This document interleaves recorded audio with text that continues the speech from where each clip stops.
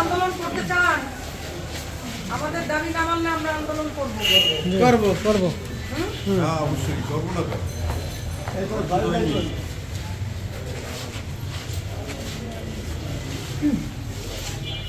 আমরা চাই, কারণ আমাদের দাবি তারা মানে নাই।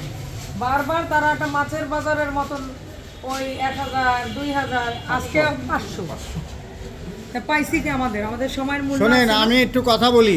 আমার তো অনেকে চেনেন না, বোধ হয় কেউ চেনেন কেউ চেনেন না। আমি একে আজাদ, আমি শ্রমিক কর্মচারী ঐক্য পরিষদের জেলার সমন্বয়ক। আর মনীষা আন্দোলন করছে, এই আপা আপনাদের সাথে ছিল, তাদের চেনেন।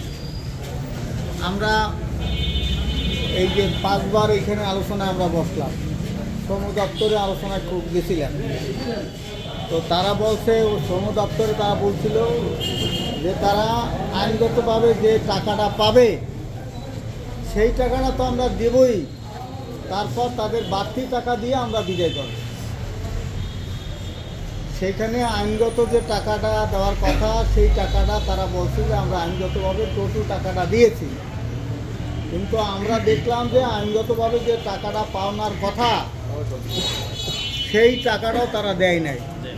এই কারণে যে আপনি আজকের থেকে 20 বছর আগে কাজে ঢুকছেন, আপনি 2 বছর হয় আপনাকে নিয়োগপত্র দিয়েছে।